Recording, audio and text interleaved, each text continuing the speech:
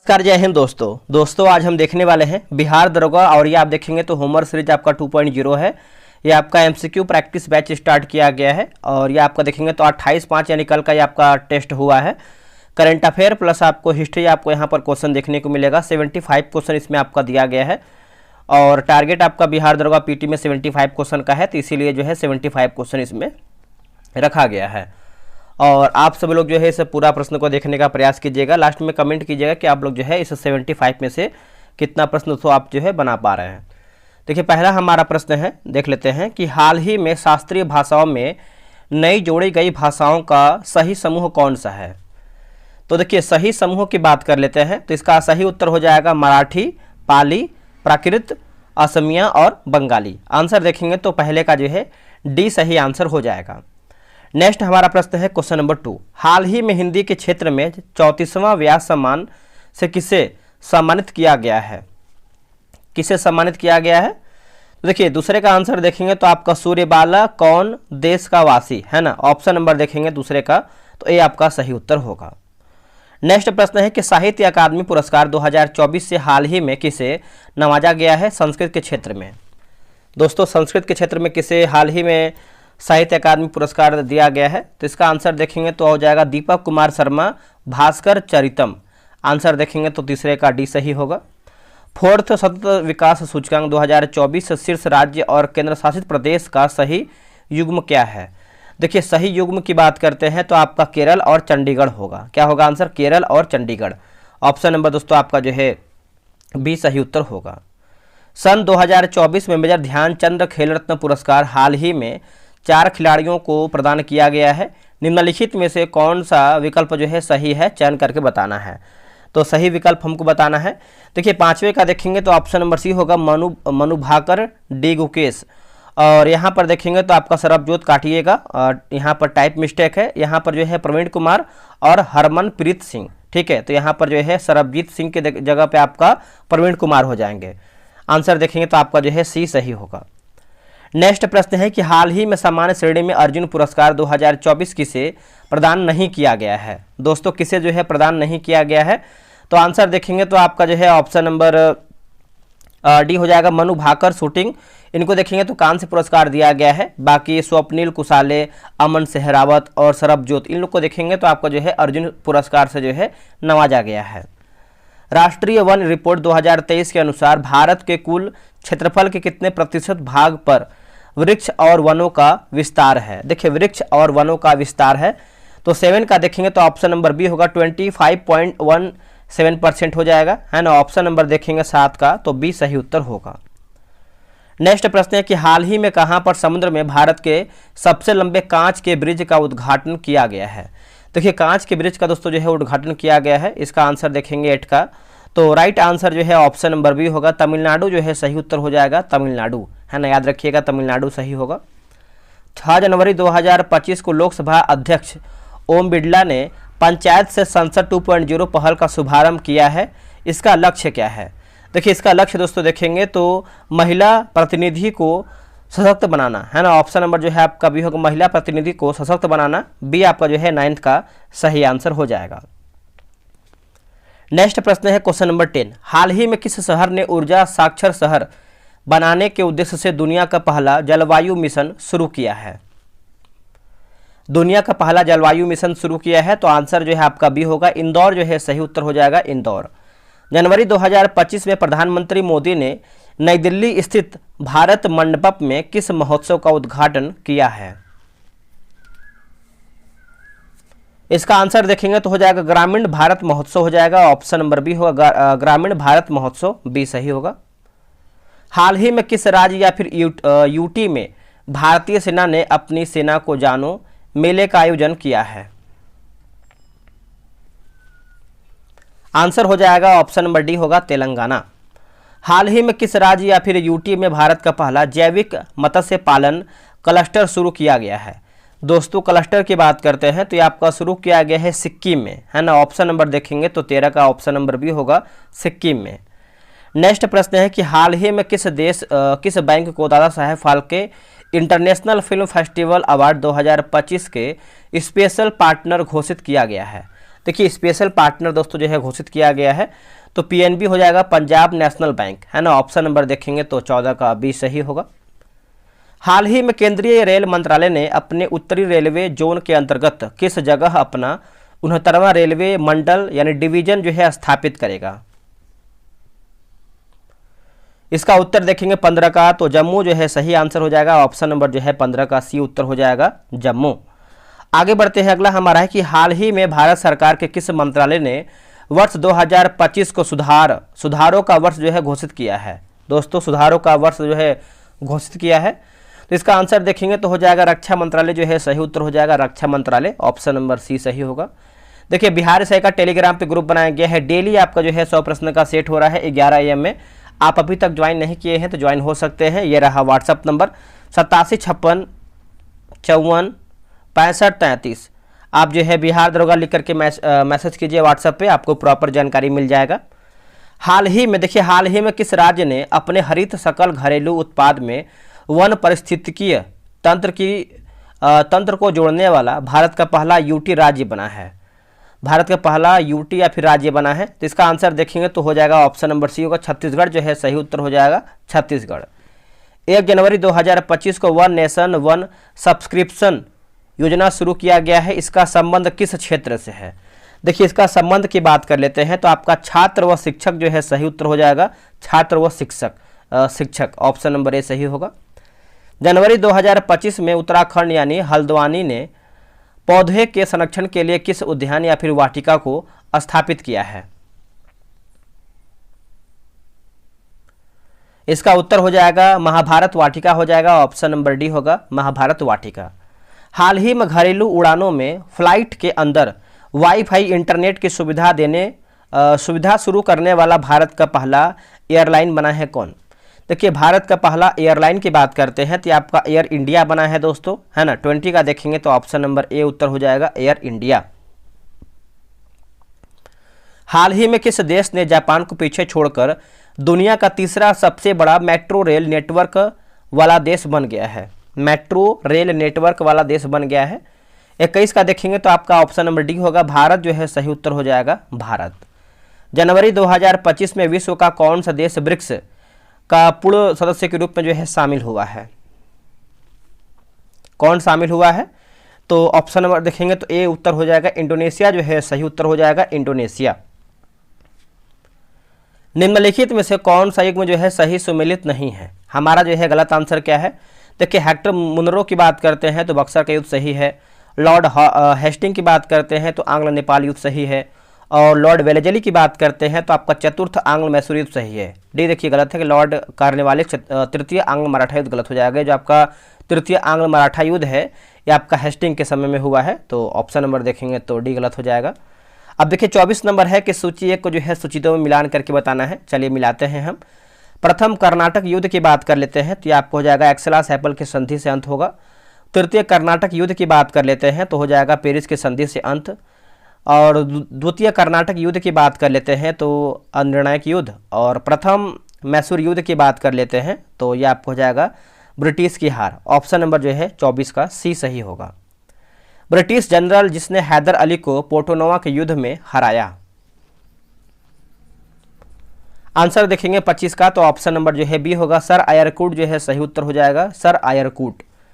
निम्नलिखित में से किसका मिलान सही है? नीति और गवर्नर जनरल दिया गया है। तो 26 का देखेंगे, जैसे द्वैध शासन की नीति की बात करते हैं तो आपका लॉर्ड क्लाइव, सहायक संधि की नीति की बात करते हैं तो आपका वेलेजली हो जाएगा। उसके बाद व्यक्तिगत सिद्धांत की नीति की बात करते हैं तो आपका लॉर्ड डलहौजी। तो ऑप्शन नंबर देखेंगे तो उपयुक्त में से सभी हमारा जो है ऑप्शन सही उत्तर होगा। अगला है कि ये निम्नलिखित कथनों पर विचार करके बताइए सत्य यानी सही हमारा क्या है। देखिए सही के बारे में अगर हम देखें तो प्लासी के युद्ध में सिराजदौला की पराजय के लिए मीर जाफर ने अंग्रेजों से मिलकर जो है षड्यंत्र रचा था। तो ऑप्शन नंबर देखेंगे तो आपका 27 का बी सही होगा। निम्नलिखित में से कौन एक जो है सुमेलित है, सही हमारा क्या है? तो सही की बात करते हैं तो चतुर्थ आंग्ल मैसूर युद्ध, टीपू पराजित हुआ, वह युद्ध के मध्य में जो है दिवंगत हुआ था। तो आंसर देखेंगे तो 28 का जो है डी सही आंसर हो जाएगा। ठीक है, तो याद रखिएगा सभी लोग। ब्रिटिश जनरल जिसने हैदर अली को पोर्टोनोवा के युद्ध में हराया, तो सेम वही आपका क्वेश्चन जो है रिपीटेड है। आंसर आपका देखेंगे तो बी होगा सर आयरकूट जो है सही उत्तर हो जाएगा सर आयरकूट। 1764 में बक्सर के युद्ध के समय निम्नलिखित में से कौन बंगाल का गवर्नर था? दोस्तों कौन जो है बंगाल का गवर्नर था? तो वेंसीटार्ट हो जाएगा। ऑप्शन नंबर देखेंगे 30 का, तो ऑप्शन नंबर सी होगा वेंसीटार्ट। अंग्रेजों ने किस नवाब से बंगाल, बिहार और उड़ीसा की दीवानी के साथ साथ निजाम यानी सूबेदारी भी प्राप्त की? इसका उत्तर देखेंगे तो आपका शाह आलम द्वितीय जो है सही उत्तर हो जाएगा, शाह आलम द्वितीय। नेक्स्ट प्रश्न है निम्नलिखित में से कौन सा कथन असत्य है? हमारा गलत आंसर क्या है? आप देखिए गलत के बारे में आप देखेंगे तो जैसे ऑप्शन नंबर बी गलत है कि सहायक संधि की वास्तविक शुरुआत की बात करते हैं 1799 नहीं होगा, 1700 दोस्तों आपका जो है 98 हो जाएगा, 1798। बाकी सहायक संधि का जो व्यापक प्रयोग जो है वेलेज़ली ने किया था, सही है। सहायक संधि को स्वीकार करने वाला जो पहला राज्य था वो आपका हैदराबाद था। डलहौजी ने भारतीय राज्यों यानी हड़प नीति के तहत कितने श्रेणियों में जो है विभाजित किया था? इसका आंसर देखेंगे तो 3 श्रेणी हो जाएगा। ऑप्शन नंबर जो है सी होगा 3 श्रेणी। निम्नलिखित कथनों पर विचार करके बताइए सही हमारा कथन क्या है। देखिए सही की बात करते हैं तो आपका लॉर्ड डलहौजी ने व्यक्तिगत के सिद्धांत लागू किया, यानी लागू करके 1848 में सतारा और 1854 में नागपुर पर कब्जा कर लिया। डलहौजी ने गोद लेने की प्रथा को असामान्य कर दिया, तो ये भी आप अच्छे से याद रखिएगा। 34 का क्या होगा? तो सी जो है आपका सही उत्तर हो जाएगा। लॉर्ड कार्नवालिस ने कौन सा युद्ध लड़कर हस्तक्षेप की नीति का जो है उल्लंघन किया था, है ना? हस्तक्षेप की नीति का उल्लंघन किया था, तो ऑप्शन नंबर बी होगा, जैसे तृतीय आंग्ल मैसूर युद्ध हो जाएगा, है ना? ऑप्शन नंबर बी होगा तृतीय आंग्ल मैसूर युद्ध। चलिए आते हैं अगले प्रश्न पे। अगला हमारा प्रश्न है निम्नलिखित पर विचार कीजिए। देखिए निम्नलिखित पर विचार कीजिए जिन्होंने लॉर्ड वेलेज़ली के साथ सहायक संधि की थी और उनके द्वारा किए गए संधियों का सही कालानुक्रम नीचे दिए हुए कूट से पता करके बताइए। तो इसका आंसर 36 का देखेंगे तो आपका हैदराबाद, मैसूर, अवध और सिंधिया। तो ऑप्शन नंबर आपका ए होगा। 1, 2, 3, 4 जो है आपका सही उत्तर हो जाएगा। रिंग ऑफ फेंस नीति का संबंध किस गवर्नर जनरल से है? घेरे की नीति से। तो देखिए इसका आंसर देखेंगे तो आपका वारेन हेस्टिंग हो जाएगा, है ना? ऑप्शन नंबर सी उत्तर हो जाएगा वारेन हेस्टिंग। भारत में ब्रिटिश उपनिवेशवाद की शुरुआत कब से हुई है? भारत में ब्रिटिश उपनिवेशवाद की शुरुआत कब से हुई है? तो ये हुआ है 1757 के पलासी युद्ध के बाद से हुआ है। ऑप्शन नंबर जो है 38 का ए सही आंसर होगा। निम्नलिखित में से किसका मिलान सही है? देखिए किसका मिलान दोस्तों सही है? तो वाणिज्यिक पूंजीवाद चरण की बात करते हैं तो 1757 से लेकर के 1813, औद्योगिक पूंजीवादी चरण की बात करते हैं तो 1813 से लेकर के 1858, और वित्तीय पूंजीवाद चरण की बात करते हैं 1858 से लेकर के 1947, यानी ऑप्शन नंबर जो है उपयुक्त सब सही है। भारत के प्रति ब्रिटेन ने मुक्त व्यापार की नीति किस चार्टर एक्ट के तहत दोस्तों जो है आपका अपनाया है? चार्टर एक्ट के तहत। तो इसका आंसर देखेंगे तो 1813 का चार्टर एक्ट हो जाएगा। आंसर आपका डी होगा 1813 के चार्टर एक्ट। रेलवे का विकास किस चरण की महत्वपूर्ण उपलब्धि थी? रेलवे का विकास। तो देखिए इसका आंसर देखेंगे 41 का तो हो जाएगा औद्योगिक चरण हो जाएगा, है ना? ऑप्शन नंबर सी होगा औद्योगिक चरण। निम्नलिखित में से कौन सा कथन गलत है? गलती हमारा क्या है इसमें 42 का? देखिए पहली रेलवे लाइन जो है कलकत्ता से रानीगंज तक बिछाया गया था, गलत हो जाएगा। और भारत में रेलवे का जो विकास है लॉर्ड हार्डिंग के काल में हुआ था, ये भी गलत हो जाएगा। बाकी पहली रेल बम्बई से थाने के बीच चलाया गया था, सही है। और रेलवे का जो तीव्रतम विकास है करजन के शासनकाल में हुआ था, ये देखिए सही है। तो गलत पूछ रहा है तो आपका दोनों गलत है, ए और बी दोनों गलत हो जाएगा। निम्न कथनों पर विचार करके बताइए सही हमारा क्या है। देखिए सही के बारे में पूछ रहा है तो जैसे 1903 में कर्जन ने थॉमस रॉबर्टसन के नेतृत्व में एक रेलवे बोर्ड की स्थापना किया था, देखिए सही है। दूसरा बढ़ेंगे तो एक वर्थ आयोग की रिपोर्ट के आधार पर 1925 में रेलवे को आम बजट से रेलवे के आम बजट से अलग कर दिया गया था, ये गलत हो जाएगा। बाकी ऑप्शन नंबर ए केवल 1 सही है। 1772 में बंगाल में द्वैत शासन का अंत का प्रमुख कारण क्या था? देखिए अंत का प्रमुख कारण की बात करते हैं तो जैसे लगान व्यवस्था में व्याप्त असंगतियां, भू राजस्व में हानि का होना, बंगाल में आए अकाल। तो ऑप्शन नंबर देखेंगे तो उपयुक्त तो सभी हमारा जो है सही है। इजारेदारी व्यवस्था को किस वर्ष 5 वर्षीय से हटाकर 1 वर्षीय कर दिया गया? दोस्तों 5 वर्ष से घटाकर जो है 1 वर्ष कर दिया गया, तो 1776 हो जाएगा। ऑप्शन नंबर बी होगा 1776। आगे बढ़ेंगे, अगला हमारा है कि लॉर्ड कार्नवालिस का अस्थायी बंदोबस्त लागू किया गया है। देखिए लॉर्ड कार्नवालिस का अस्थायी बंदोबस्त की बात कर लेते हैं। 1793 जो है सही उत्तर हो जाएगा, ऑप्शन नंबर डी को 1793। सूर्यास्त कानून निम्नलिखित में से किससे संबंधित है? जो आपका सूर्यास्त कानून है इनमें से किससे संबंधित है? तो देखिए अस्थायी बंदोबस्त हो जाएगा, है ना। ऑप्शन नंबर देखेंगे 47 का, तो ए उत्तर हो जाएगा अस्थायी बंदोबस्त। आगे बढ़ेंगे, निम्नलिखित में से कौन सा कथन सही नहीं है बताइए। इनमें से हमारा दोस्तों जो है गलत हमारा कथन क्या है? 48 का देखेंगे तो जैसे 1857 के महाविद्रोह में जमींदारों ने अंग्रेजों का साथ दिया, सही है। पिट्स इंडिया एक्ट में जमींदारों द्वारा लगान वसूली को मान्यता दी गई, सही है। अस्थायी बंदोबस्त को 10 वर्षीय व्यवस्था के नाम से भी जाना जाता है। आंसर देखेंगे तो उपयुक्त हमारा जो है सब सही है।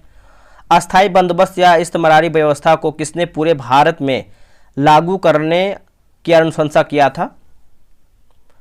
इसका उत्तर देखेंगे तो आपका आर.सी. दत्त हो जाएंगे, है ना। 49 का ऑप्शन नंबर ए होगा आर.सी. दत्त। चलिए आगे बढ़ते, अगला हमारा है किस कमीशन की रिपोर्ट में जमींदारी व्यवस्था या फिर अस्थायी बंदोबस्त की आलोचना की गई? इसका उत्तर हो जाएगा वेल्वी समिति हो जाएगा, ऑप्शन नंबर सी होगा वेल्वी समिति। वह प्रथम जिसके तहत किसान स्वयं भूमि का मालिक होता है और सरकार को भू राजस्व के भुगतान के लिए जिम्मेदार माना जाता है, वो कौन सा प्रथा हो जाएगा? तो इसका आंसर देखेंगे तो हो जाएगा रैयतवाड़ी प्रथा हो जाएगा, ऑप्शन नंबर बी होगा रैयतवाड़ी व्यवस्था या फिर प्रथा। नेक्स्ट प्रश्न है, कौन ब्रिटिश शासन के दौरान भारत में रैयतवाड़ी व्यवस्था के प्रारंभ किए जाने से संबंधित था या फिर थे? नीचे दिए गए कूट का प्रयोग करके सही उत्तर चुन करके बताना है। तो देखिए लॉर्ड कार्नवालिस और टॉमस मुनरो, ऑप्शन नंबर देखेंगे तो सी 2 और 3 सही होगा। 1792 में रैयतवाड़ी व्यवस्था को बारामहल जिले में पहली बार किसने जो है लागू किया था? तो पहली बार की बात करते हैं तो आपका टॉमस मुनरो जो है सही उत्तर हो जाएगा। 53 का ऑप्शन नंबर ए होगा टॉमस मुनरो। अब देखिए यहाँ पर मिलान करना है और सूची 1 और सूची 2 को, तो चलिए देखते हैं इसको क्या होगा। देखिए जब भी मिलान करने का क्वेश्चन आता है तो आप वीडियो रोका कीजिए, खुद से मिला कीजिए, फिर आंसर देखा कीजिए। देखिए अस्थायी बंदोबस्त की बात कर लेते हैं तो आपका 19% हो जाएगा। रैयतवाड़ी की बात करते हैं तो 51 और महलबाड़ी की बात करते हैं तो 30। ऑप्शन नंबर जो है 54 का जो है सी सही होगा। निम्नलिखित में से धन निकासी सिद्धांत के संबंध में कौन सी कथन सत्य नहीं है? हमारा जो है गलत आंसर क्या है? 55 का।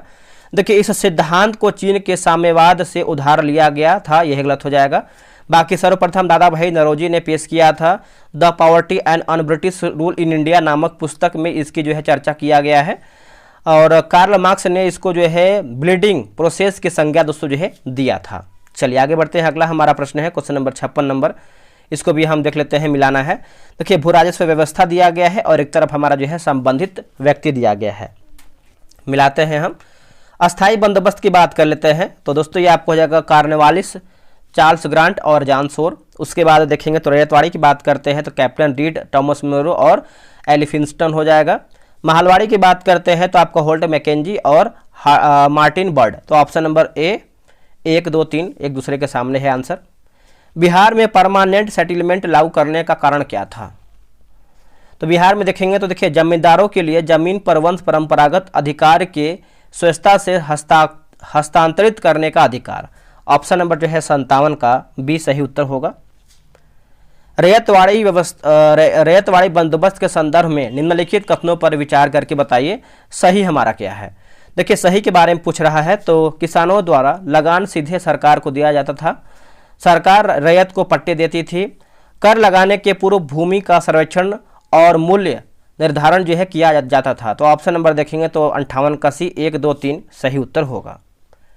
नेक्स्ट प्रश्न है कि निम्न में से किसने निकास के सिद्धांत का प्रतिपादन किया था? देखिए निकास के सिद्धांत का प्रतिपादन किया था, आंसर देखेंगे तो दादा भाई नौरोजी जो है इसका सही उत्तर हो जाएगा। ऑप्शन नंबर ए होगा दादा भाई नौरोजी। अंग्रेजों के शासनकाल में भारत के आर्थिक दोहन के सिद्धांत को किसने प्रतिपादित किया? इसका उत्तर देखेंगे दादा भाई नौरोजी जो है इसका सही उत्तर हो जाएगा दादा भाई नौरोजी, ऑप्शन नंबर बी। निम्नलिखित में से कौन दादा भाई नौरोजी के उत्सारण सिद्धांत में विश्वास नहीं करता था? है ना, विश्वास नहीं करता था। तो देखिए इसका आंसर देखेंगे तो आपका sir Syed Ahmad Khan, option number जो है डी होगा sir Syed Ahmad Khan. British House of Commons में चुने जाने वाले दादा भाई नौरोजी प्रथम भारतीय थे जिन्होंने इस दल के टिकट पर चुनाव लड़ा था। उत्तर हो जाएगा उदारवादी दल हो जाएगा, है ना। ऑप्शन नंबर ए होगा उदारवादी दल, आप इसको अच्छे से याद रखिएगा। ब्रिटिश शासन के समय अर्थव्यवस्था को खोखला करने यानी इकोनॉमिक ट्रेन के सिद्धांत के बारे में पुस्तक किसने लिखी थी? इसका सही उत्तर हो जाएगा दादा भाई नौरोजी हो जाएंगे। आंसर देखेंगे तो डी उत्तर हो जाएगा दादा भाई नौरोजी। किसने यह विचार किया था कि भारत में ब्रिटिश आर्थिक नीति घिनौनी है? ब्रिटिश आर्थिक नीति जो है आपका घिनौनी है, तो कार्ल मार्क्स जो है सही उत्तर हो जाएगा। ऑप्शन नंबर सी होगा कार्ल मार्क्स। किस आयोग या फिर समिति ने धन संपत्ति के दोहन के मामले को लेकर दादा भाई नौरोजी से प्रश्न किया था? बताइए इसका आंसर क्या होगा। इसका आंसर देखें तो आपका वेलवी आयोग जो है सही उत्तर हो जाएगा, वेलवी आयोग। निम्न में से कौन सा कथन असत्य है? हमारा गलत आंसर क्या है 66 का? देखिए इनमें से कोई भी गलत नहीं है, सब हमारा सही है। देखिए राष्ट्रीय यानी भारतीय राष्ट्रीय कांग्रेस ने कलकत्ता अधिवेशन 1896 में धन के निष्कासन यानी सिद्धांत को स्वीकार किया। 1901 में इंपीरियल लेजिस्लेटिव काउंसिल के बजट पर भाषण के दौरान गोपाल कृष्ण गोखले ने धन के बहिर्गमन सिद्धांत को प्रस्तुत किया। धन निकासी का विरोध में अमृत बाजार पत्रिका ने विशेष योगदान दिया। निम्नलिखित भारतीय शासकों में से, एक सेकेंड,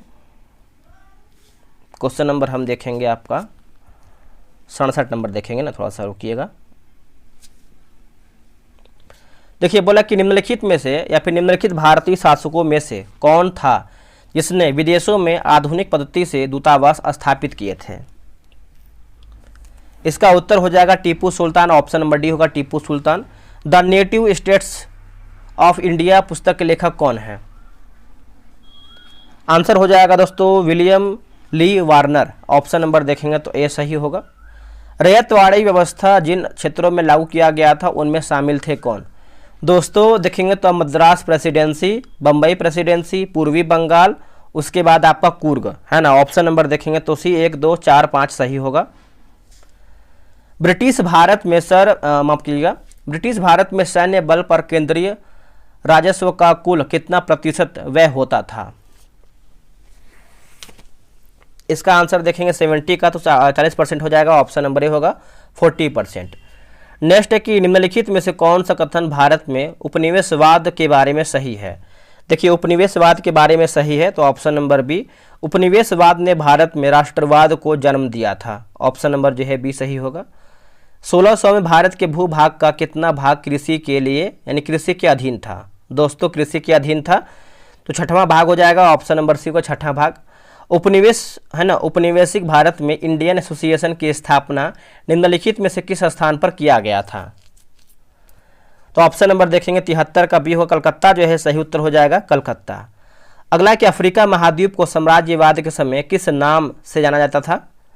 तो दोस्तों इसका आंसर देखेंगे तो हो जाएगा अंध महाद्वीप हो जाएगा। ऑप्शन नंबर ए होगा। निम्नलिखित में से कौन सा कारक औपनिवेशिक शासन के तहत भारत के एकीकरण के लिए जिम्मेदार नहीं था? ऑप्शन नंबर हो जाएगा सामाजिक सांस्कृतिक, है ना, ये आपका सही होगा। देखिए 75 में से आप लोग कितना प्रश्न सही किए हैं कमेंट करके बताइएगा।